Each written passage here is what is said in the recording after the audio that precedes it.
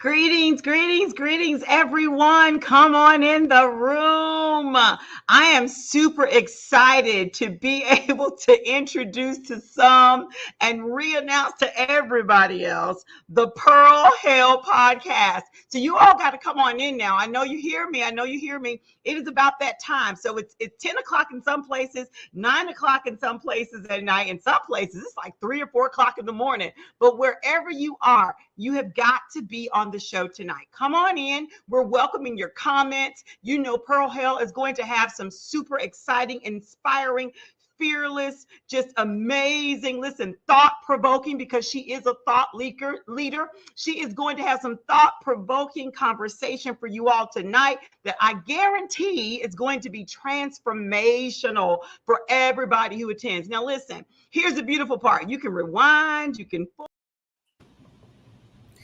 Welcome to the Pearl Hale Show.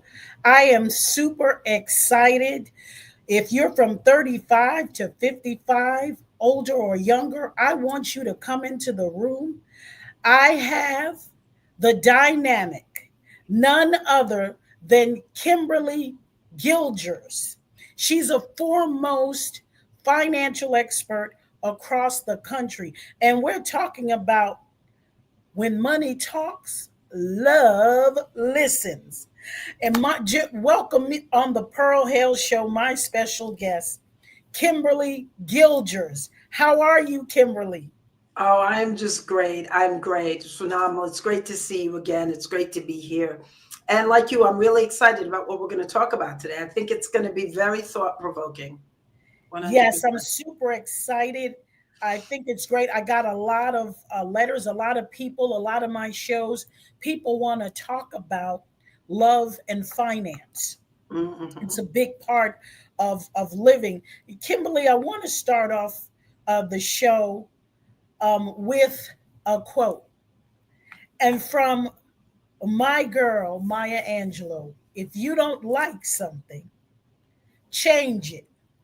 But if you can't change it, change your attitude.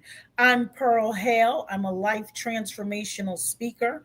And this is the Pearl Hale Show Transformational Speaks. And tonight we're talking about how we can marry the two, love and money. Kimberly, very interesting. Money can be a tricky topic in relationships, in particular. What inspired you to help people navigate the connection between love and finances? Yeah, it's a great question. I never thought I was going to be in finances to begin with, right?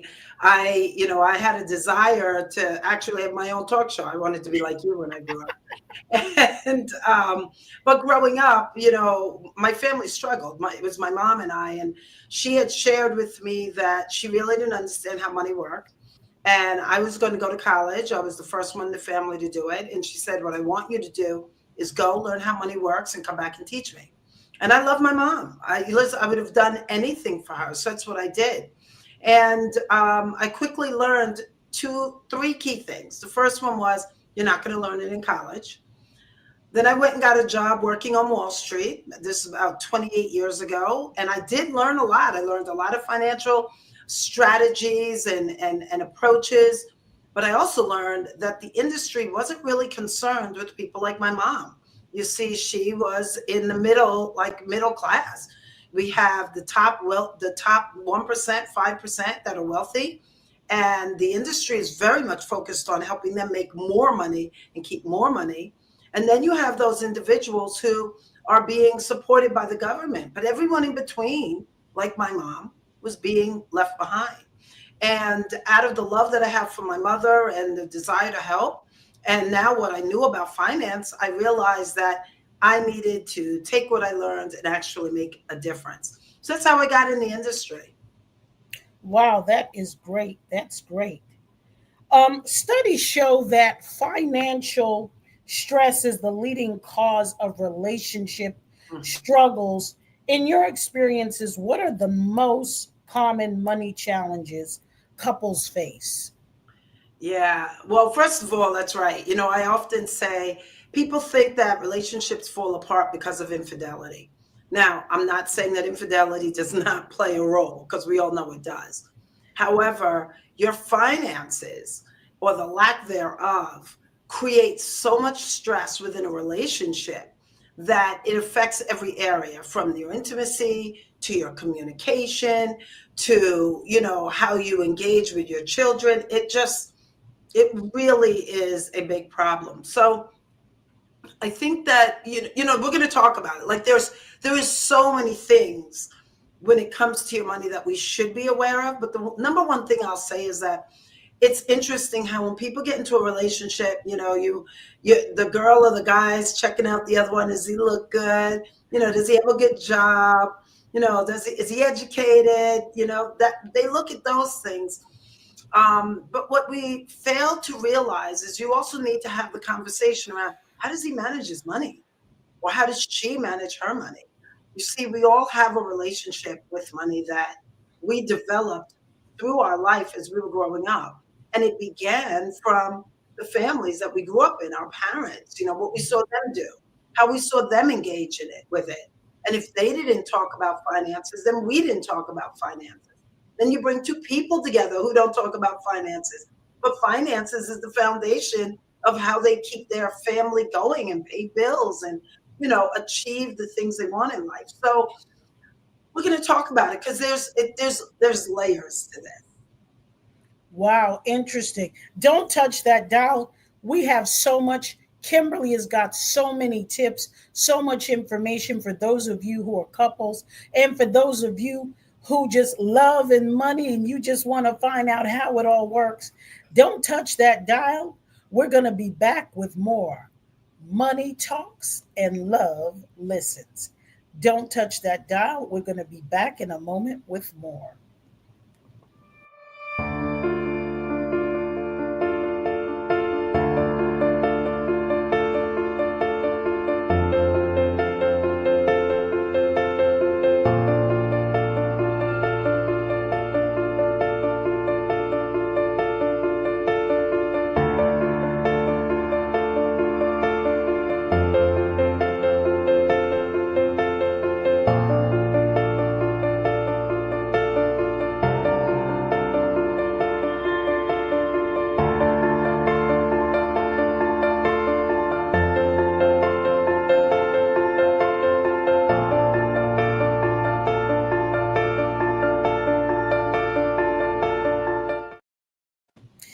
Welcome back. Welcome back. Listen, if you're from 35 to 55, older or younger, I want you to come into the room. So many of you have been asking me to talk about finances, love. So we combine the two, and I have the dynamic, foremost financial expert among the top 10 earners in the country, none other than Kimberly Gilgers. Thank you so much again, Kimberly, for being with us. So, Kimberly, let's start us off. Tell us some more about how Money Talks and Love Listens. Absolutely. And, what I want to do is I really want to share it with you. I have some things I'd like to share with folks. Maybe we could pull up the slides, and I'd like to go through that because I realize that a lot of times, first of all, let me just say, I know that people learn differently. Some people learn from hearing and some from seeing. And so I really want to make sure that your audience gets an opportunity to really see what I'm talking about, right? And so what I'm going to talk about is, what is the relationship between love and money, and how, when you understand how they come together, you can repair relationships, you can repair your finances. And for those of you who may not be in a relationship, because I know you might be like, well, I'm not even in a relationship. That's okay. Because you're going to learn, first and foremost, what your relationship with money is. And it's also going to equip you as you're out there dating and meeting people, how to have the conversation. And that's the key thing I want people to walk away with. So if we could go to the next slide. And I want to really start off by talking about an important fact. And that is, we know that couples who pool their money together are more likely to stay together. Now, let me explain to you why that's the case. Because when you are arguing over money and you're at odds about it, it creates a rift or a crack, if you will, within the relationship. And many things start to happen. You start to break down in communication. You start to find yourselves in a position where you're not even, you don't even want to have conversation, be around each other because of money. So this statistic is really important when it says that couples who budget and pool their money together stay together simply because they have that commonality, right? There's a communication that must come with it. Let's go to the next slide. And you can leave them up. They don't need to see me. I want them to see that. So, since we're talking about some statistics, I want to talk about some of the challenges that couples are facing. Right now, we know that 63% of Americans are living paycheck to paycheck. So I want you to think about that in a household.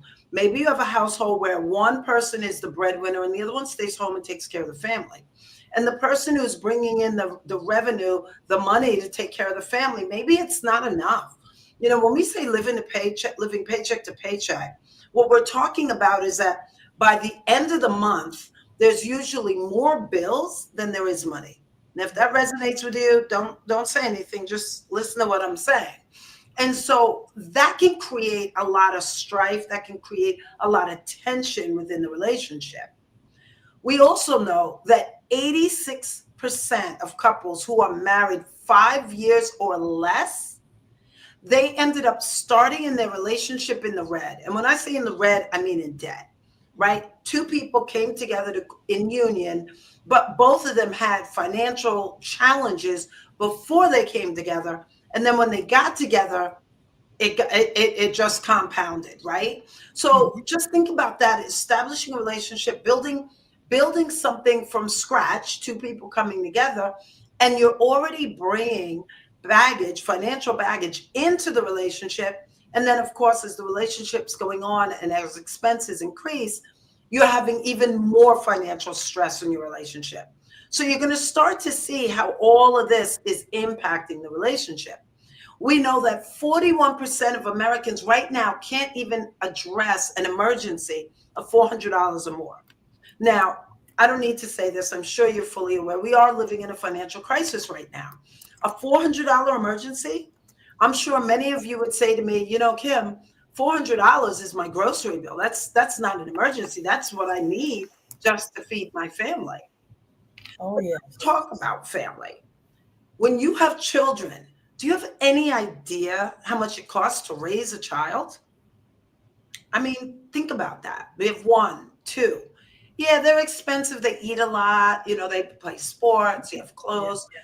Well, when you total all of that up and college and all the things that goes with raising a child, the average child is going to cost a couple $312,000 from the time they're born all the way up to age 18. They're not even in college yet. So imagine a family that has 1, 2, 3 or more children. That financial stress of being able to provide for that child is also adding to the complexity of the relationship. We also know that a couple who makes it, so let's say a couple makes it all the way out, they've been married, they retire together, age 65, that same couple is also going to find that they are going to spend out of pocket at least $315,000 on their medical expenses and the health care from the time they turn 65 until the time they pass away. It's a lot of money. We've already talked about more than $500,000. Yes. So Pearl, when I talk about how the money impacts relationships, just think about that. That's a huge bill. And if you're living paycheck to paycheck, you're not sure how you're going to cover that.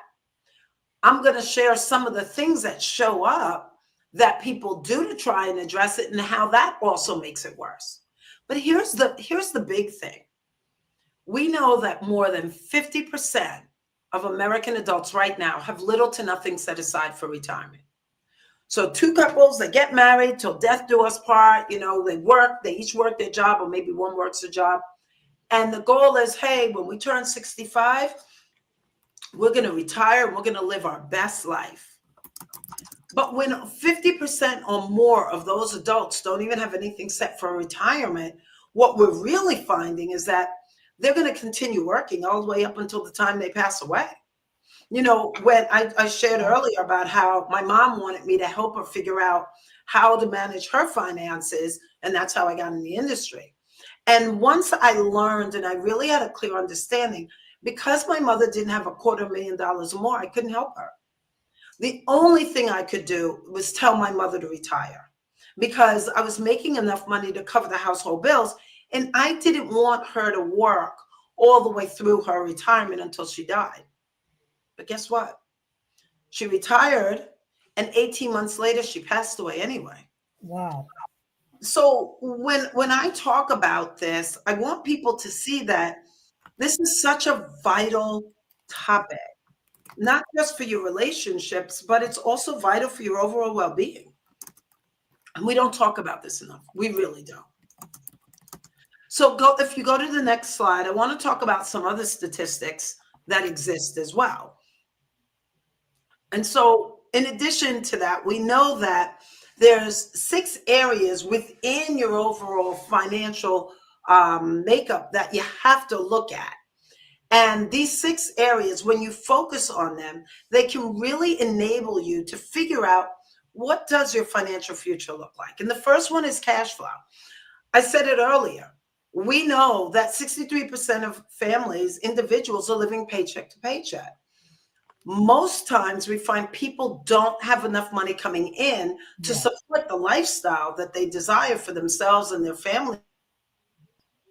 And so what they end up doing is they rely on credit cards. This is where debt comes in.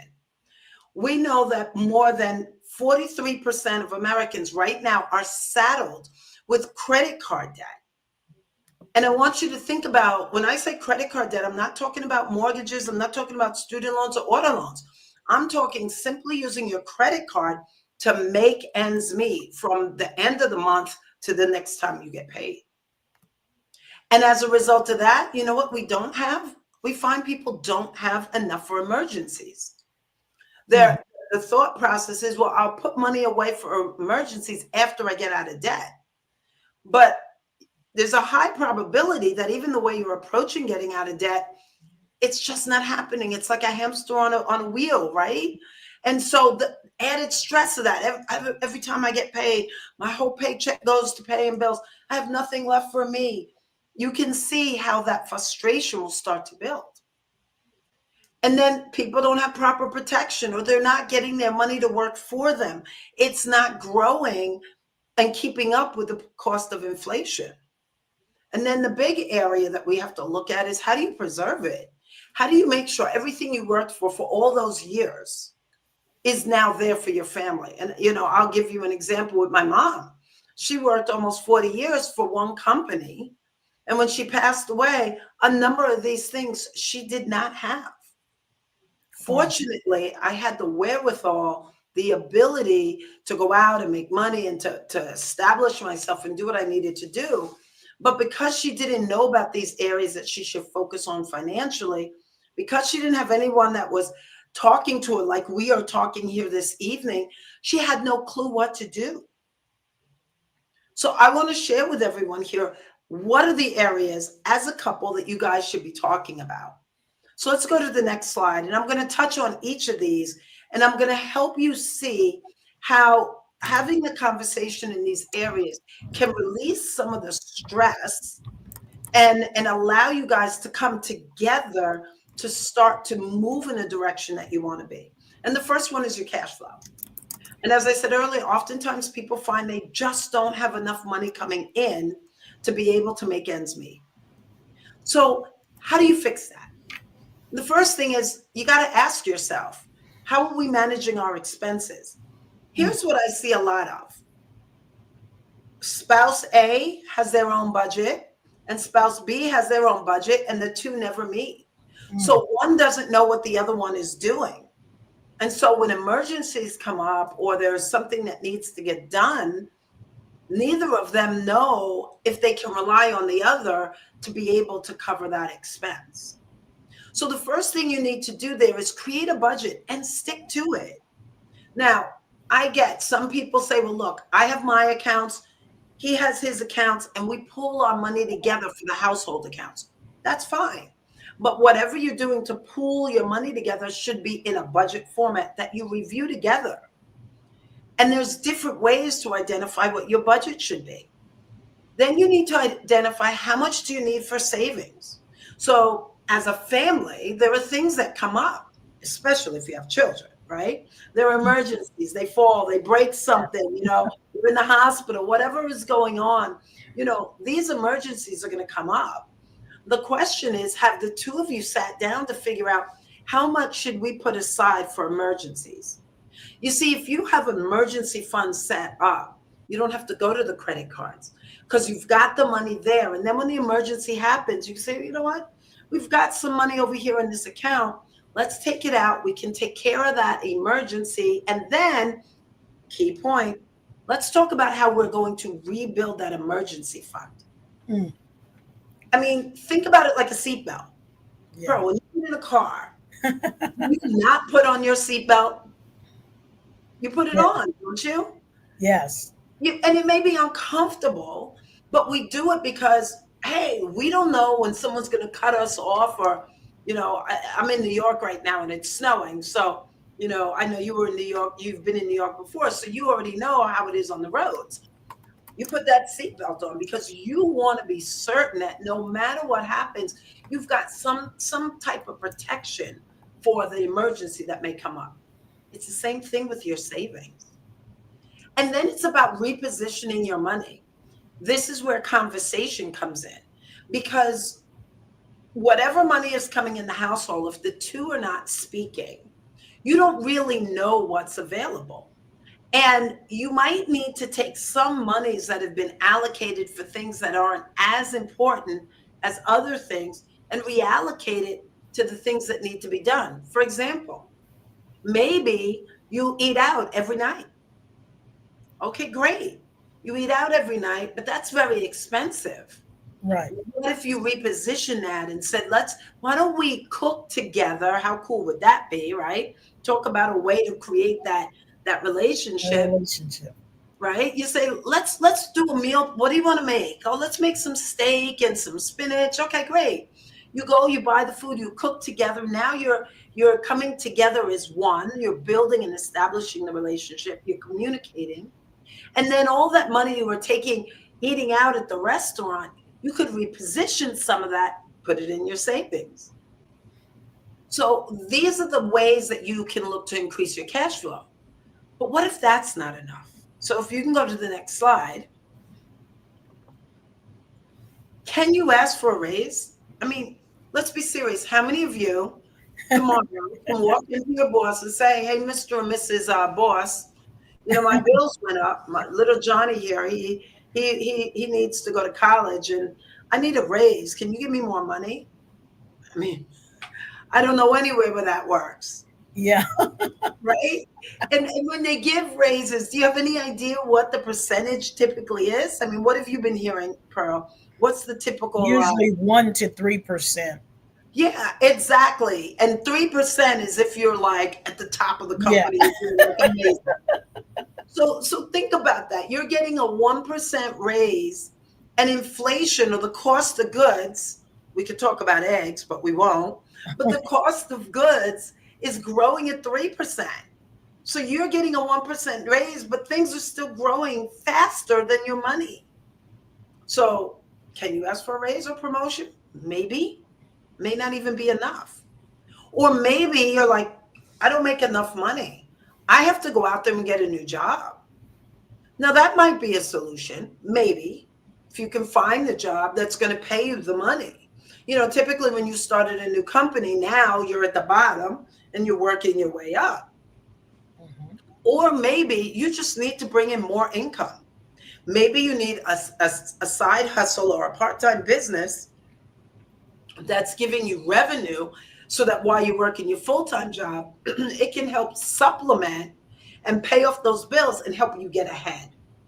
So when we talk about cash flow, it's how do you manage what you have? And then what are the things that you can do that will allow you to increase it?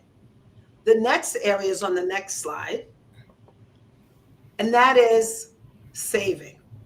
And I want to take a minute here because this is always very interesting to me. When I ask people, what's the first bill you pay? So what do you think I hear the most of, Pearl? Um, What do you think the first bill is that someone pays?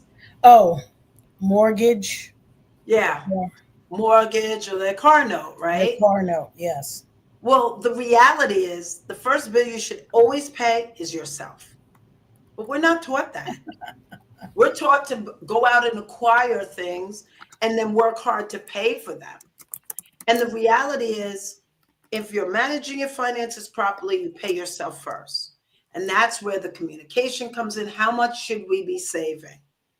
Now, when we talk about how much you should be saving, there's a couple of schools of thought. First of all, if you don't save it all, let me just tell you, the sad story is you will be broke. It's just the way it works. You put nothing away, you are going to be broke. So if you don't want to be broke, don't do that. You may have heard people say, oh, you should be putting away 10% of whatever you make. Yeah. 10%, you'll only be living paycheck to paycheck. I don't think that's what you want.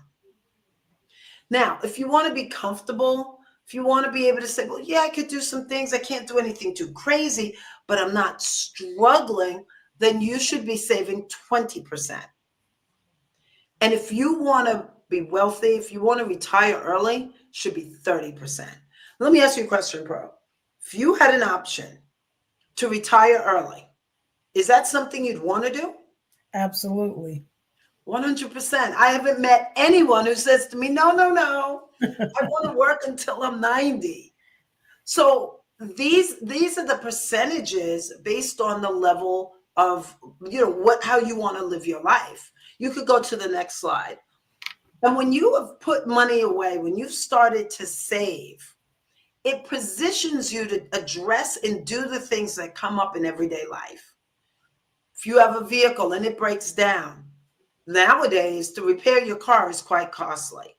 You'll have the money for it. Or maybe you have a home and you need to do repairs, or you want to buy a home. Well, if you've been saving and putting money away, your money will be there to take care of that. Or if you get sick, or let's say someone loses their job. I mean, we know right now there's a lot of people, a lot, that are losing their job every single day in this current environment. Yes. What happens if they don't have any money saved? Just think about that for a minute, right? Can you imagine the level of stress that brings into the relationship? Yes. Or maybe you want to create a legacy for your future generations. You got kids and you're like, look, when I'm gone, I want them to live a better life than I did. I always hear people talk about generational wealth, generational wealth. You want generational wealth, this is what you need to be doing. Paying yourself first, and I don't mean 10 or 20%. If you can go to the next slide. So why don't people save? Let me tell you why. I want to get out of debt first. So for those of you that are listening, if that's been in your head before, I want you to listen closely. People say that they don't want to save yet, they want to get out of debt. But let me explain something to you. Money can never save you if you don't save it. Say it again. Money can't be there to save you if you don't save it, meaning save money. Okay? And so, yes, we want to get out of debt. We're going to talk about that. But you should be doing both at the same time. You should be working on getting out of debt and putting money away for emergencies. Because here's an example. Let's say you paid off all your debt tomorrow, all $25,000 tomorrow. You're excited. You get in the car, you're going to work, and you get into an accident. And now you got to repair your car, and it costs $5,000. Where are you going for that money? You don't have the savings. You're going to go right back to your credit cards. And what you've created is a cycle. So in order to really eliminate debt, I'm going to start with what I put on the bottom. Quit charging on your cards. Not everything is necessary. You know, I always talk about when you are shopping, when you are buying things, you have to ask yourself, is this a need or a want? And are you willing to sacrifice your needs to get what you want? Are you willing to sacrifice food in the refrigerator to go on that vacation? Right? Because that's really what it comes down to, especially when you're living within a budget. So how can you eliminate debt? There's a couple of ways. Obviously, the first one is stop charging, but you can itemize all of your credit card debt. Really take a look at who do I owe and which ones have the biggest monthly payments. And maybe pay those first, or pay those that have the highest interest rate first. And slowly you will see that you're getting out of debt. And if you're not using the card, you will ultimately get out of it. But when you are doing this, you cannot pay the minimum. Let me just say this again. You cannot pay the minimum. I know it feels like, well, at least I'm paying something. But you're not getting anywhere. The credit card companies are excited when you only pay the minimum because they know you're only paying the interest. You haven't even started to pay the debt you owe. And there's another way you can do this, but this requires discipline. You can transfer the outstanding balance on your credit cards to another card or a loan of a lower interest rate. But this will only work if you're not using your credit cards, right? And if you're making those payments as they prescribe and you pay them off within the time frame. So let's move on to the next area that you got to look at. And that area is, you can click one more time. How do you make sure that your family is good? I just talked about getting out of debt and getting more money, right? But what if your significant other passed away? Husband and wife. The wife stays home. She raises the kids. The husband goes to work every single day. He's bringing in the money. They're living paycheck to paycheck, just getting by. What happens if he passes away? Or maybe he doesn't. Maybe he has a medical situation, a stroke, or he develops some type of illness that impedes his ability to work or makes him cut back on his hours. That's going to have an immediate and lasting financial impact on the entire family. That will create tremendous strife. One of the things I always tell people is you have to make sure that you're budgeting and you're putting things away for while you're here as a couple, but you can never forget that this life is not promised. Everything we have is today. Yesterday's gone, and tomorrow, well, it's not promised to any of us. Yes. You can go to the next slide. So how do you address that, right? You could go one more. How do you address that? Life insurance is the way that you protect your family. And listen, I know I hear it all the time. There's all these beliefs about life insurance. Oh, I don't need it. I don't want it. I don't think it's for me. Let me ask you, is your family for you? Is little Johnny and little, Michael, are they important to you? Because without life insurance, if you are not around, their life is no longer going to be the life you had envisioned for them. You can go to the next slide. So what does life insurance do? Why would you even want to consider it? Yes, why would couples consider that? Say it again. Why would couples consider it? Yeah, it's a great question. So when you look at a couple, if one, I'm going to use the same example, the husband's working, the wife stays home. If the husband passes away, there's no more income coming in. How does she even bury her husband? I see people all the time, they're doing the GoFundMes, right? Because they didn't plan for it. Or maybe the wife got sick, the husband's still working, she doesn't bring in any money. However, she has a value in that she's running the whole household.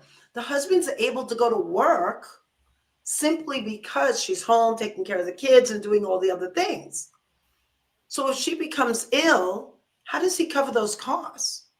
With the right type of life insurance, you can get living benefits where you can use monies from the death benefit while you're living.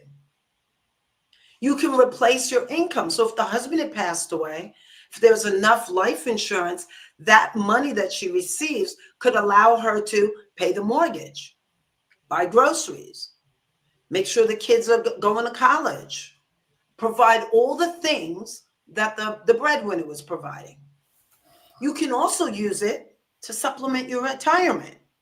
You can use your life insurance as an income stream for retirement when done properly. It can send your kids to college. There is so much that life insurance can do that if the person was alive, they would have been responsible for. And it really is a great place to save money when you're doing the right type of insurance. And there's different types. There's term insurance that's temporary. There's also permanent insurance.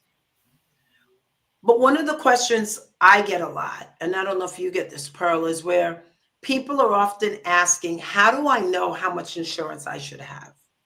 So if you go to the next slide, I want to share what that looks like. There's something called the DIME method. And this is how you determine what your life insurance needs are. And I always recommend that you do this with a financial professional who can help you really identify this. Each of the letters stands for something, but your insurance has to have a job. The job is it should pay off your debt so your family doesn't have to do it. That's the D.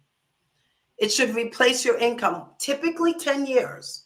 But if you have really little kids, maybe longer, because 10 years of income when your child is 2 will only get them to age 12. It should pay off your mortgage, send your kids to college. And then you subtract what insurance you currently have. Now, here's the thing I want to make sure you know. Most people, when they work for someone, they say, oh, but I have insurance through my job. Did you know you don't own it? Were you aware of that, Pearl? Yes. That when you have insurance through your company, you don't own that. So what do you think happens when you leave that company? They get it. The insurance is gone. They have no more insurance. So it's really important that a family looks at this and they protect their most valuable asset, which is themselves, the husband and the wife, you know. You can go to the next slide. So, great. We know you need to create a budget. You got to start saving, get out of debt, protect your family. All this takes money. So let's talk about, how does money work? How does it grow? There's a simple rule, a simple formula that I want everyone on here to write down. And if you divide 72 by the interest rate that you're getting on wherever you put your money, you can determine how long it'll take to double. So look, if you're putting your money in the bank and you're getting 1%, 72 divided by 1 means your money will take 72 years to double. If you're 29 and you put $10,000 in a bank account and you're getting 1%, when you're 101, as old as Methuselah, that $10,000 is now valued at $20,000. Pearl, how excited are you about that? Not too excited. But if you did the same thing, if you took that 10,000 and you were 29 and you put it in an account getting a 12% rate of return, 72 divided by 12 is 6. Every 6 years, that $10,000 doubles.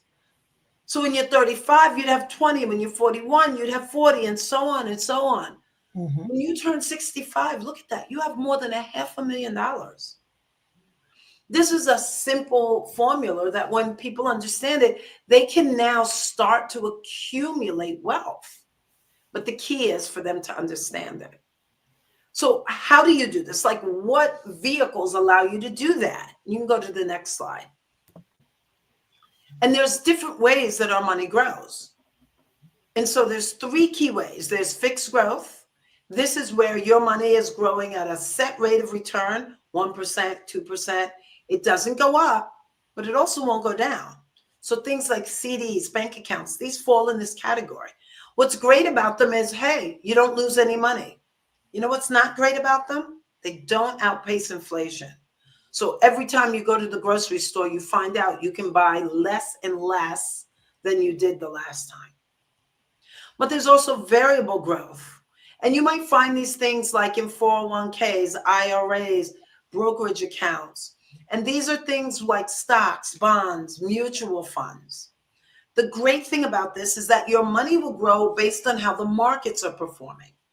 However, when the markets are not performing well, your account value is going to show it. Your account will go down. But there's also a way that you can get your account to grow using protected growth. And in a protected growth type of account, your money will grow when the markets go up. But when the markets go down, you won't lose any of the money. So think about, as a family, how is your money growing? Where are the buckets? How is it growing? And maybe you need to look at reallocating some of it so that you can get your money to grow without losing some of it. You can go to the next one. The other thing we got to look at are the taxes. Your money can grow, right? And that's all well and good, but we must always calculate taxes into the growth of our accounts, into our returns. And we know that whenever you make money, you're going to pay taxes. When you spend money, you pay taxes, right? When you earn money, you pay taxes. When you save money, you pay taxes. So no matter what you're doing, you have to understand what are the different options. Now, you can have a tax now account like a savings, crypto, stocks. Those accounts are all going to get taxed in the same year that they grow. A more efficient way is in tax later accounts like 401ks, IRAs, pensions. These accounts allow you to grow your money without worrying about the taxes right now. This gives your money more opportunity to grow, and then you deal with the taxes later. Now, you do have to be very careful here because the question is, do we think taxes will be higher later or lower later? But there's also tax never accounts. So as you're growing your assets for your family, if you have it in a tax advantage or account where you don't get taxed, now you might have the ability to get your money to grow. And we know that when you go to take it out, you don't have to worry about paying Uncle Sam. These are things like Roth IRAs or the cash value of life insurance. So these are four of the key things. You can go to the next slide. These are four of the key things that you should know about in terms of getting your money to grow. So we've gotten it to grow. We know what we've got to look at. And also, go ahead. Kimberly, I want to interject for those who are single or dating, these financial habits, they should also focus on as well, right? Absolutely. To make their future stronger. So it's not just for couples. Those of you who are watching who are single, this is a very good conversation for you as well. Yeah, 100%. Yes, yes. And it's also important that they have the conversation around how to protect their overall estate. You know, you think about people who they do everything that we just talked about. They get the home. They have the emergencies. You know, their kids are going to go to college. And a lot of times people don't have an estate plan, right? And I think that people feel like, oh, well, I'll worry about it later, or I have time, or if I do that, something bad will happen. But the reality is, without an estate plan, the government, specifically the courts and the taxes, so IRS, they determine what happened to your assets. You know, I have a client, I have a client whose mother we had this conversation with, and she was like, well, I don't know. I'll worry about it later. And the house was paid off and the daughter lived with her, but she really didn't know a lot about what was happening. And unfortunately, the mother passed away and she didn't have a will. We had talked about it, but she never did it. and the daughter wanted to be able to stay in the home. Well, there was a mortgage on the home. Wow. There was no life insurance. The daughter was not gainfully employed, so she couldn't pay the life insurance.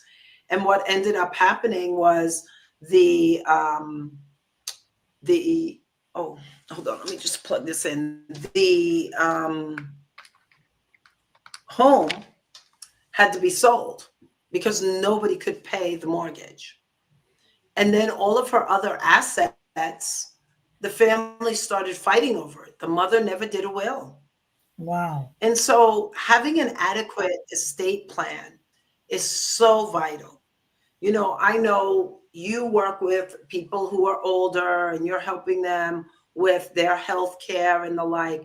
And I'm sure you see this all the time where they're struggling and they just don't have the proper things in place.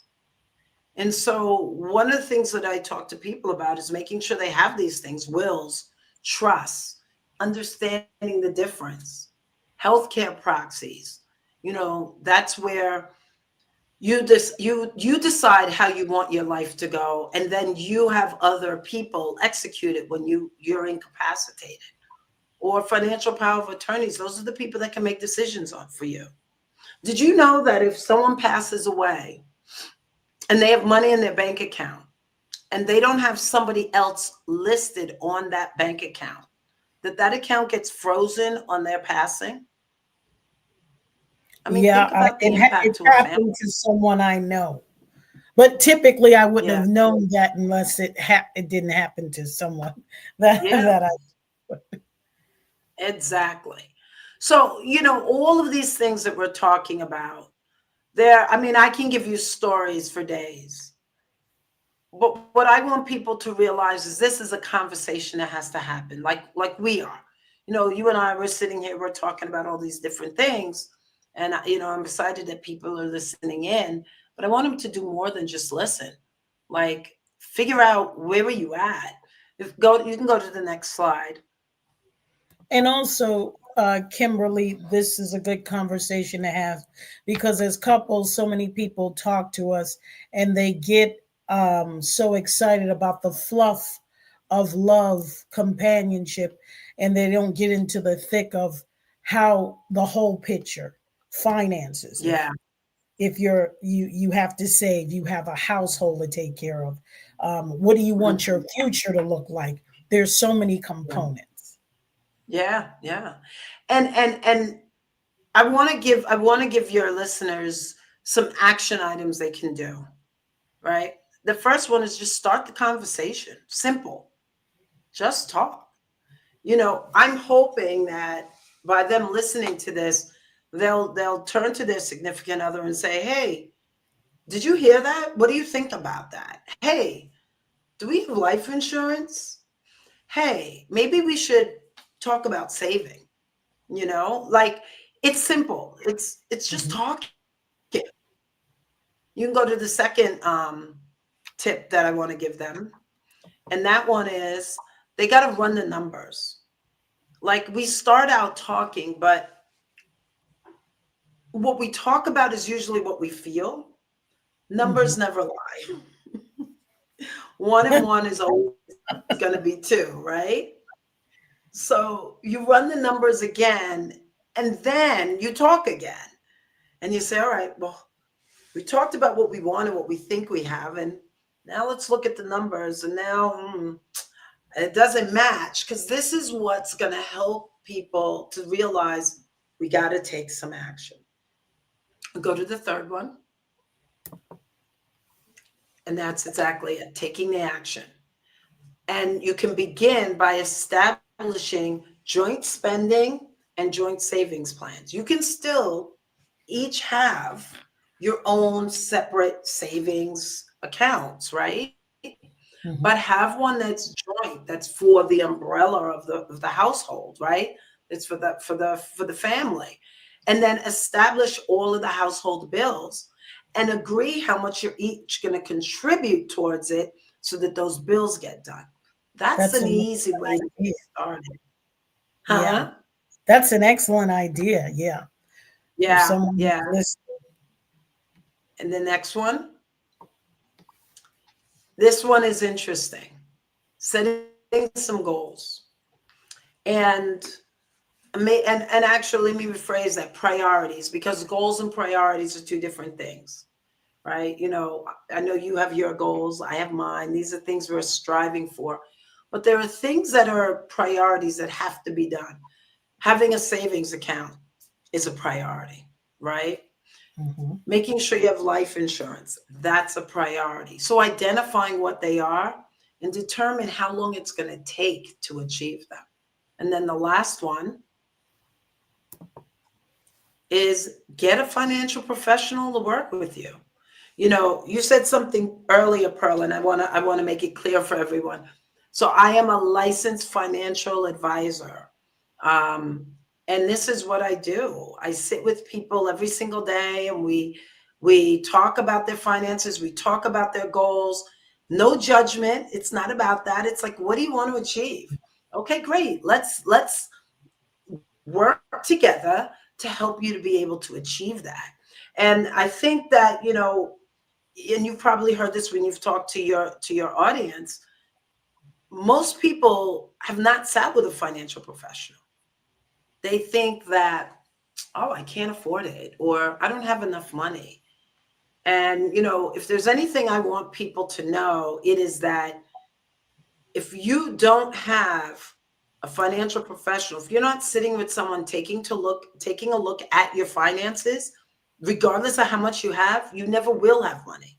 Unless, of course, you win mega, right? And even then, you win mega, but you don't know how to manage it. So now it's all gone inside of a year, right? So it's really, really important that people don't have this stigma that you can't talk to someone who's a financial professional. I talk to people every single day. Every single day, people call me and say, hey, Ms. Kim, I want to ask you a question. Sure, no problem. You could go back to the slides. I just want to share a few things I want to give to your audience, if I may, to really empower them. Sure. So, you know, I'm going to end it with this, and then I want to give you a couple of things. 94% of couples who have great marriages discuss their money dreams together. When I say money dreams, what I'm talking about is, what do they want to see for them and their family? Maybe they want to buy that home. Maybe they want to move to a different neighborhood, or maybe they want to send their kids to college, or maybe they want to retire early and live in a warm state or a warm climate. By discussing their dreams together on a regular basis, what we find is that they start to come together around, how do you make it happen? So I'd like to give some things to your audience. I know that we had a number of people that registered. And so if you go to the next slide, I'll share with them what I would like to give to them. So everyone who has registered is going to have the opportunity to sit with a financial professional, me, at no cost. It's complimentary. It's an opportunity to help you do the analysis we talked about, to really allow you to learn about where you guys are at and come together on where you want to be. Now, I think, Pearl, you said some people, they just join because we're live. Correct? Yes. Yes. So all the folks who are live, if you did not register, what I'm willing to do is I'm willing to leave the registration link up, because everyone who is registered are the individuals that will get this free complimentary financial analysis. Do you have that link? Yes. You're going to see it now in the chats. For those of you, again, this is complimentary. We want you to have a loving, lasting relationship. And even for those who are single, you know, you shared some powerful insights today, Kimberly. For those of you who are interested in getting this free complimentary financial needs analysis session, the link is in the comment section. Look in the comment section, and we want to empower you. And this is complimentary of Kimberly Gilgers. Kimberly, you've shared some powerful insights today. What's one key takeaway you want everybody to leave with when it comes to love and money? That no matter what your relationship was with money previously, you can fix it. Wow, it's excellent. That's Yes. excellent. And we're going to leave that up for a few minutes. We're going to go to our last break. But we're going to leave that in the chat. And we're going to be back with our last segment with Kimberly Gilgers. Money Talks, Love Listen. She gave a lot. And for those of you, I want you to go to YouTube on the replay. For those of you who did not register, I want you to click on that link so you can be empowered. Yes. We'll be back in a moment with more. Don't touch that dial. Okay. Your best. So I'm asking you, I'm demanding from you, whatever it is in your life, give it your best. Not for me, not for a teacher, not for moms, not for you. Like, what you want? What do you want? What do you want? What do you want? What do you want? Your best. Grind. Go all the way to graduation and be like, all right, that's one step. I'm up to the next. College, boom, I'm up to the next. Master's, boom, I'm up to the next. PhD, I'm up to the next. Anybody want to go to med school?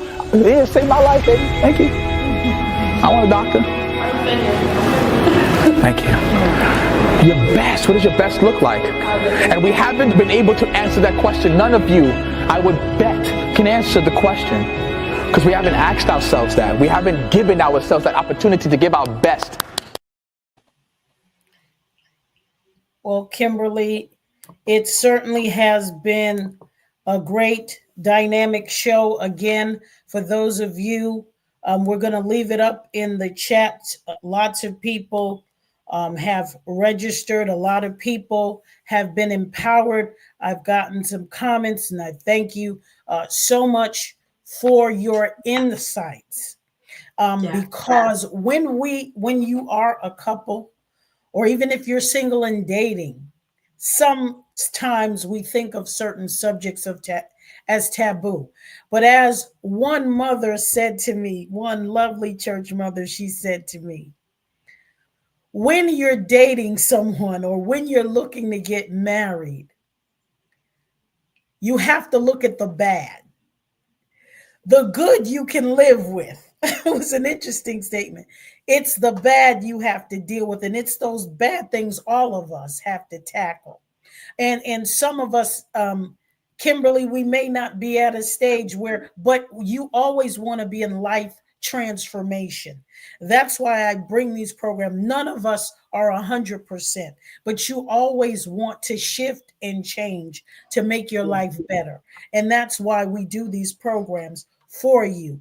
And we hope you was blessed with this segment of Love, Money Talks, and Love Listens. And for those of you, Kimberly will give you a free complimentary session. Just click on the link and register. Any final thoughts, Kimberly, before I give my final quote of the evening?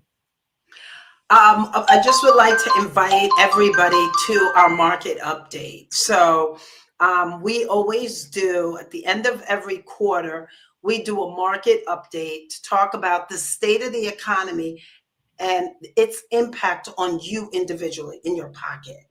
And as you know, we are in some very interesting financial times, and there are very specific impacts that everybody is going through. And I'd like to invite your guests, March 27th. I will be hosting this conversation. It will be with our CEO, Fredo Barber, also Mark Caden, who's the CEO of Finseca, as well as Sylvain Templeman from Summit Global Investments, who, if any of you watch MSNBC or CNBC, Summit Global Investments is always on there speaking. So I would love for them to attend that. I think they're going to get a lot of value out of it. And listen, you said it earlier, it's about empowering yourself. And that's what I want to be able to do, is empower everybody. That's a great thing. Thank you. And also, Kimberly, you will also give that information for those who are registered for that session. You'll be able to get them that. And I am so thankful. Thank you so much again, Kimberly Gilgers, foremost financial expert. She's helped a lot of people, and she wants to help you. And I am going to leave you with this last thought. And I'm also going to leave up the QR code for those of you who pull out your phone. Click on that QR code. We're going to leave it up for a few minutes after this segment. I want you to forget about your past. Forget about your past failures and finances in anything, because God comes to heal you. He comes to transform your life, your finances, and your relationships. Forget about past failures, because whatever God has before you is greater and better than what you left behind. Have a blessed evening. Thank you so much, Kimberly. You're welcome.